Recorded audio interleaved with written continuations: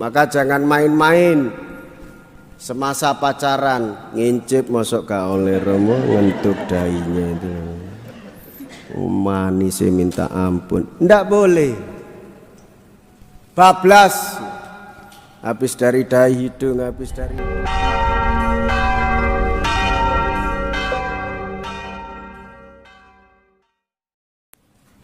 Bapak Ibu saudara-saudariku yang terkasih, bacaan pertama, kedua, dan yang ketiga mengungkapkan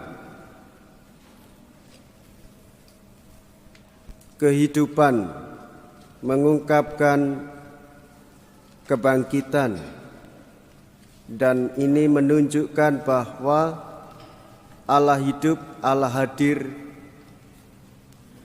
memberikan kehidupan bagi setiap orang.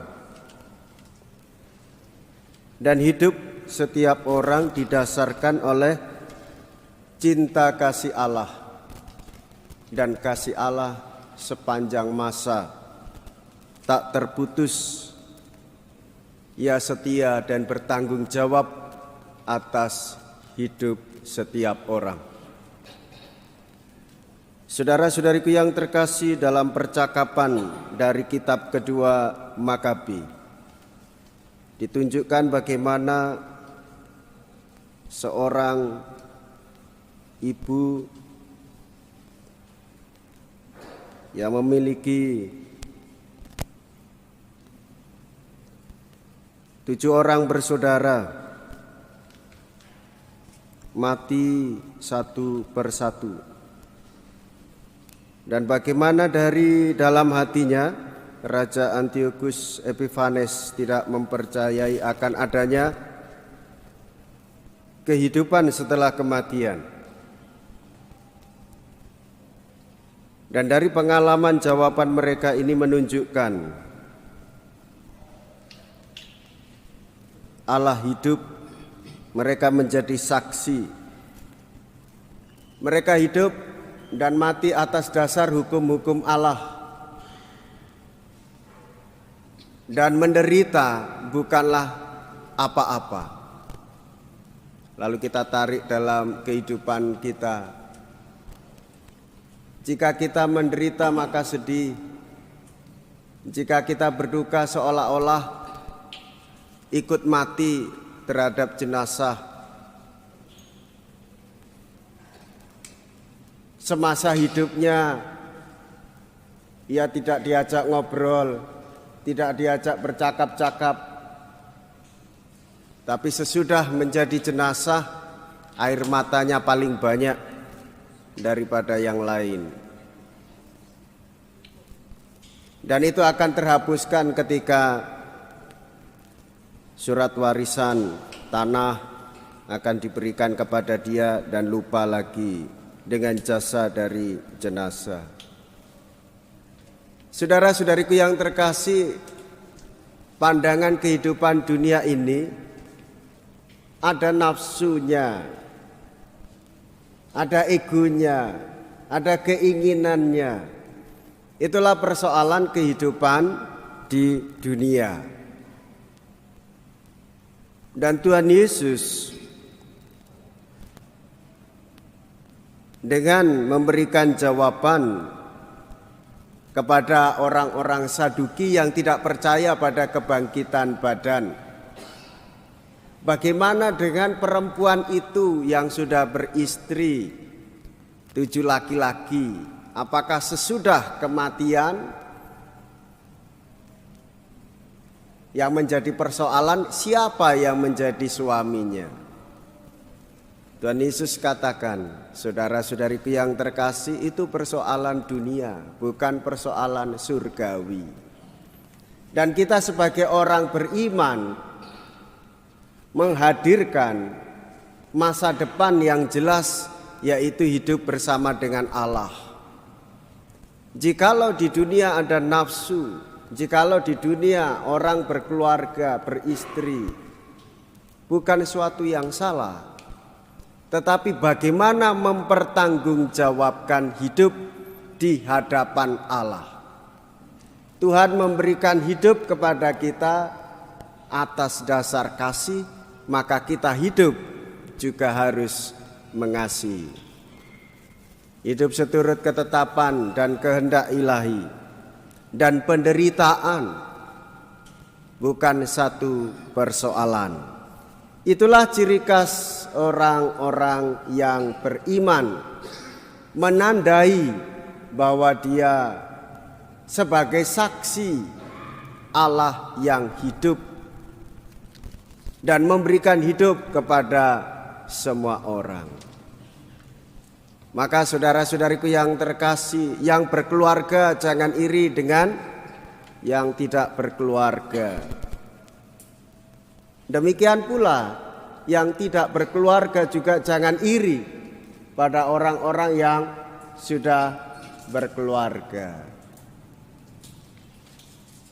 Maka hal ini pun jika kita mempertanggungjawabkan hidup bagi yang belum berkeluarga, jangan terburu-buru untuk berkeluarga sebelum mengenal pasangan dengan lebih baik.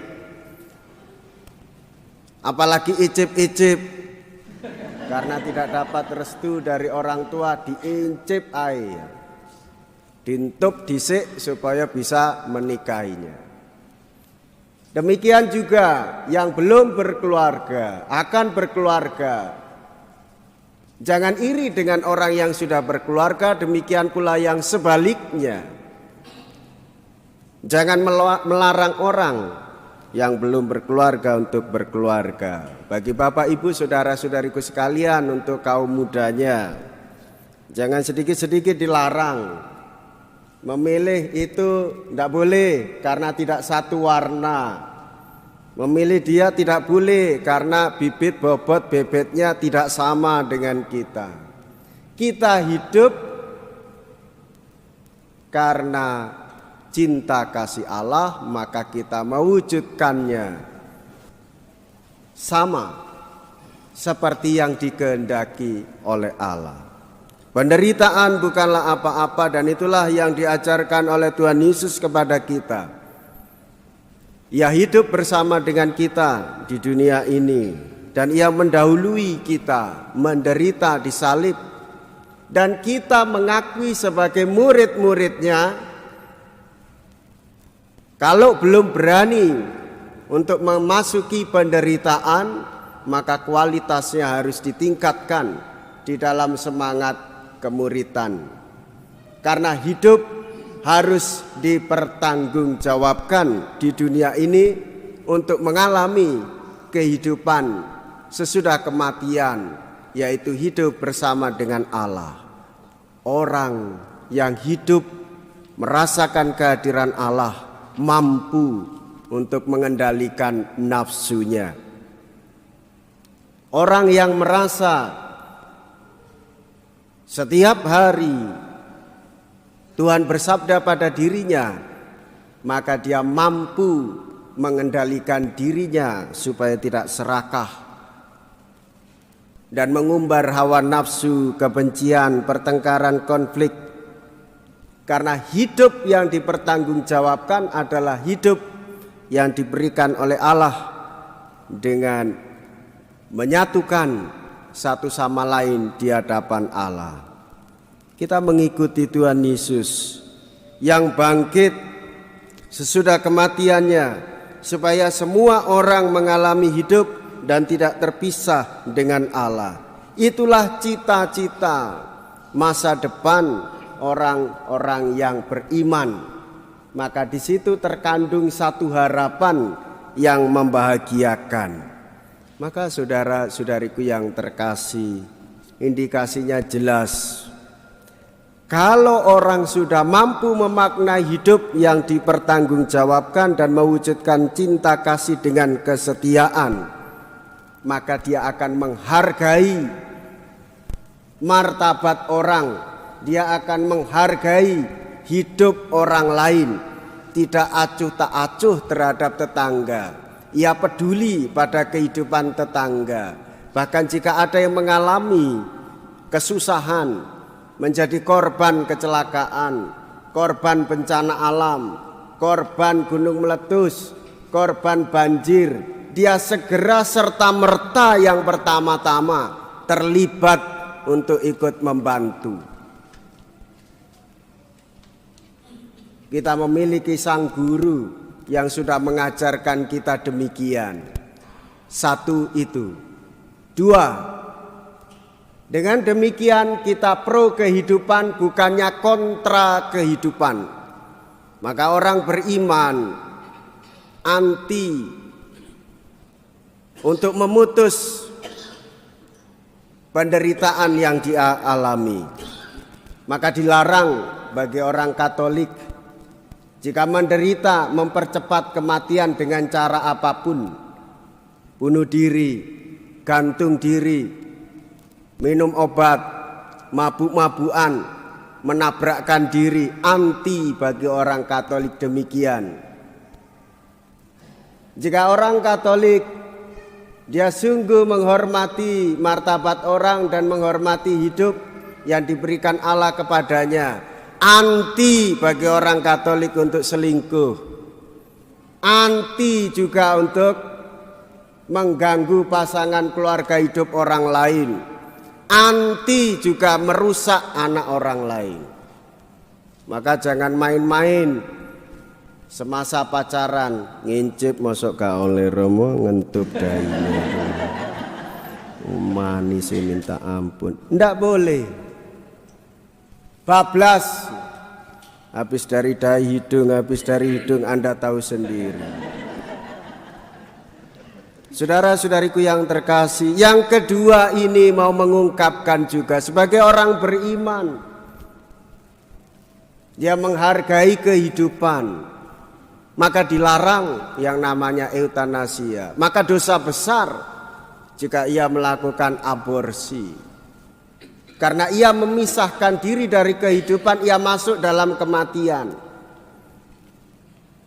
Maka salah satu sanksinya, Bapak Ibu saudara-saudariku yang terkasih, ia tidak diperkenankan mengalami kasih Tuhan itu sendiri. Maka yang bisa dilakukan, dia melakukan pertobatan di hadapan Tuhan. Orang yang hidup dalam budaya kematian sulit mengalami kasih. Bagian yang ketiga, sulit untuk melihat kebaikan orang lain. Demikian pula sulit untuk membantu orang lain. Sulit untuk PK. Sulit untuk solider terhadap sesamanya, apalagi dia akan mengalami kesulitan di dalam semangat subsidiar. Yang mampu membantu yang tidak mampu, yang tidak mampu yang sudah dibantu menjadi mampu, dia sulit untuk membantu yang lain. Maka saudara-saudariku yang terkasih, terbukalah wahana sukacita bagi kita semua untuk mengalami kasih Allah. Ekaristi merupakan undangan kehidupan, undangan cinta kasih. Kita semua di hadapan Allah sama. Kita diberi hidup, diberi cinta, maka pertanggungjawabkanlah cinta Tuhan di dalam kehidupan secara bersama-sama dan saling membantu siapapun. Semoga semangat ini yang menjadi gerakan di dalam hidup kita sebagai orang beriman, cinta kasih Tuhan yang memberikan hidup kepada kita, menggerakkan kita untuk mewujudkan cinta dan pertolongan bagi sesama. Tuhan Yesus memberkati kita semua. Amin.